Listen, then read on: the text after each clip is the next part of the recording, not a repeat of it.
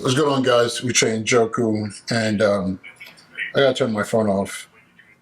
Yeah, I'm over here listening to a video doing my meta glasses.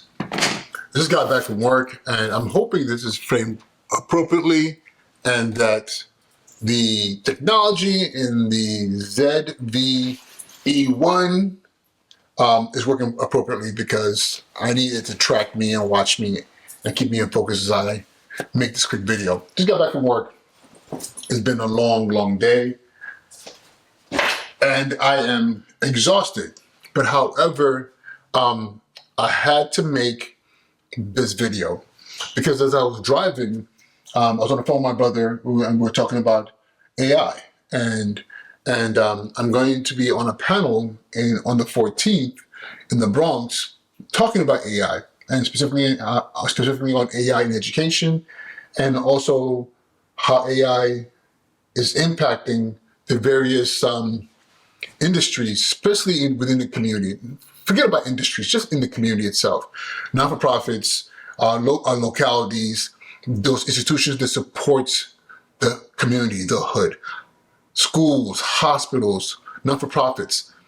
How is AI, and when I say AI, let's call it what it is: artificial intelligence, algorithms that are created to mimic humans and also tap into the internet and give us information at a drop of a second. Not only that, technologies through artificial intelligence that are speeding our productivity. For those of you who don't know, I use AI every single day. And it's funny that I'm saying this right now, because a part of me for a long time felt like I couldn't talk about it, because for some reason somebody said that using technology, especially artificial intelligence, is a form of cheating. And I don't believe that. I believe that technology is here, just like the calculator came into our lives, just like laptops and personal computers and the internet. And if you really think about it, at the beginning, at the antithesis of each of those technologies, people were saying, "Oh my God, we're not ready for this. Oh my God, what does this mean? Oh my God, this means that kids will not be able to do X, Y, Z." And look at where we are right now. Think about this. Right now, I'm standing here in this kitchen, and I'm recording this video, and I am a good, let's say, 7, 8 feet away from the camera. As I'm talking to you right now, I can see on the screen, there's a box following me, okay? Following me. If I go this way, it's keeping me in focus over here. If I step back, there's technology, algorithm, software in this camera that says that figure that's moving, that has a circular thing on top with these appendages and a rectangular form in the middle, is a human being. And it knows to track my face. And if I'm too far, it will track my body. But if I come close enough, the track hits my eye. And this is incredible, because again, once upon a time, it required a human being to manually control the focus. And even worse yet, you couldn't even manually control the focus. You have to tell the person to only stand in one position, because the camera was focused in on exactly a pinpoint positioning to stay in focus. But right now, this camera is following me. But not only that, the audio. There's a mic on this camera that knows exactly where I'm at. And what it's doing is actively, in a dynamic fashion, following my voice. If I'm getting too low, it's upping the gain automatically. If I'm getting too loud, it's bringing the gain down to help me maintain homeostasis in audio. However, when I take this footage and put it to my laptop, I can further manage that. And again, software, computers, technologies. So I say all this to say, now that we're talking about into artificial intelligence, why is that a bad thing? Listen, I know right now, especially in education, the vast majority of principals, superintendents, school leaders, system leaders, lawyers, whoever you are in the system, are using technology in some capacity. You have it on your phone, or you have it on your laptop, whether it's ChatGPT, Perplexity, or Genesis, or all the other programs that exist. Stop lying and stop saying that you're not using it. You're using it, as you should. The problem now is that we don't know how to teach it to our children. We're turning it into something that's dirty, and we're telling ourselves like, oh my God, we're not ready for it. We have to look at the ethics of this thing while the world's moving on. I know people who are writing entire contracts using ChatGPT, people who are writing code, working code, because they're able to tell the algorithm, the artificial intelligence, this is what I'm looking for, this is the outcome I'm looking for, this is what this should look like, write me code. And it's writing the code. And a lot of this code are better than what human beings could come up with. Yes, people want to say about human beings and creativity and all of that, but BS, complete nonsense. Because there is an algorithm for creativity. There is an algorithm for creating things that speak to humans. And it's only getting better. And we better jump on this bandwagon and stop lying to ourselves that we're not using it. This is becoming really frustrating. Listen, my name is Uche Njoku. I'm a New York City principal. I've been educated for the past 19 years, and I use ChatGPT. I use Perplexity. I use Meta. I use Siri. I use Alexa on a daily basis. So maybe I am an AI crackhead. But the fact of the matter is, this is the world we live in.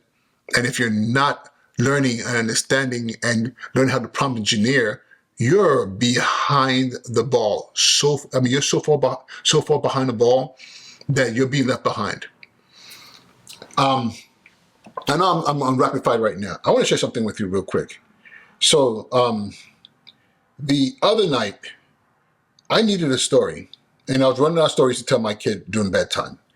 And my daughter was still awake. My son was already knocked out sleeping. So I asked ChatGPT. I'm gonna tell you I'm gonna share with you what the prompt was. The prompt was this: write a short bedtime story for my daughter, Noah, including her brother, Musa, as the main characters. This is what I said. I typed it in ChatGPT, and then it produced in less than 15 seconds The Adventures of Noah and Musa, the Moonlight Garden. Okay, this is the title of the story, The Adventures of Noah and Musa, the Moonlight Garden. I'm not going to read it to you. I'm actually going to have ChatGPT read the beginnings of this story that it wrote for bedtime for my kids. And this is incredible. It's going to take a few moments for it to process, and then he's going to start reading it. And I picked a voice. I wanted a voice that sounded, more African American, or more ethnic. And the voice I selected is going to be starting this in a few moments. While it's processing, I'm sorry. It started on my glasses. I had to take the glasses off. So let's try this again. The Adventures of Nuha and Musa, the Moonlight Garden. One night, as the stars twinkled brightly in the sky, Nuha and Musa snuggled under their cozy blankets. Just as they were drifting off to sleep, a soft glow filled their room. Nuha, look, Musa whispered, pointing to the window. There, shimmering in the moonlight, was a magical butterfly with wings as bright as silver. Follow me, it whispered gently. Before they knew it, Nuha and Musa were floating out of bed, following the butterfly through the night sky. The butterfly led them to a hidden garden glowing under the moonlight. The flowers sparkled, and the trees whispered friendly songs. I'm going to stop right there. That's not a human being. That is a voice generated through artificial intelligence, reading a story using artificial intelligence that was written by artificial intelligence, and the tone and inflection in the voice sounds so real, like a paid actor.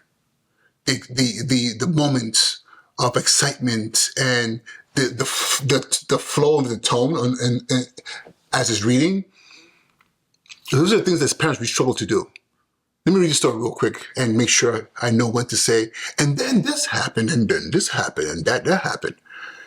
It's doing it on its own for a story that it wrote.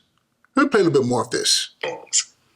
In the middle of the garden was a wishing pond, its water glittering like tiny stars. Musa, curious as always, dipped his finger into the pond and, poof, a little frog popped out. Welcome, young travelers, the frog said, adjusting a tiny crown. Come on now. This is the world we live in. Can we stop lying to ourselves? Educators, can we stop lying to ourselves? We have to go all in on this. Start using it, experiment with it, talk about it. Your teachers are using it to plan lessons. The great schools, the great leaders are saying, hey, use this as the foundation of your planning. Then and whatever the AI gives you, now you sit down and you go over it and use your expertise to make sure that it's in line with what the requirements are for the curriculum in this content area.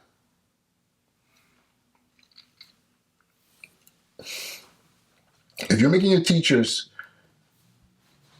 sit at their dining tables at their homes for hours planning for the week, you are cruel. You are cruel. I'd rather have my teachers learn how to prompt engineer, ask AI for assistance in creating a lesson that could pop out within seconds, and they can sit down and spend 15 minutes, an hour going over, making adjustments, and then saying, AI, I need this, I need that, and all that being produced. So within that hour, they have full dynamic lesson. Then now, it's like a script, like an actor. The words on the paper is written by the writer, but the actor brings it to life. I'd rather have well-rested teachers who are excited about the day when they walk into the classroom and then they teach that lesson and they're like, bam, and the kids are like, whoa, that was amazing, than for them to create something that they're not even confident about, and then they don't even have time to really fully engage in, and they have to now teach it to the first class haphazardly, and hopefully throughout the day the lesson gets better, but the first kids who got that lesson got short-ended.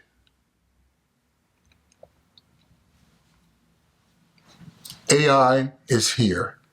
It's a tool like the calculator, like the abacus, like the internet, like all these things that came out the first time and we said, oh, heck no. The electric car, no, that's not gonna work. It's everywhere. All right, y'all. I'm tired. I am going to figure myself out, get some more work done. Not some more work, but just some things I gotta do some reading, some writing, and then take my butt to bed so I can be up for my 5 o'clock session in the gym tomorrow. Tomorrow I'm going to be doing some running. But I just want to make this video, and hopefully this video speaks to someone. Share it, start having a conversation. Even if you're not an educator, AI is here. Stop lying about using it.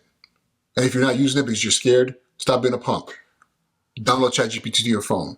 Perplexity, Genesis, whatever it is. There's so many different versions of it. I'm just speaking about the ones that I use because I can say that I have actual experience, hours of it in these platforms, and it's made my life so much easier, maybe more productive. All right. So, all right, Uche and Joker, Sneaker Principal, have an amazing night. I'll talk to you later. All right. Good night.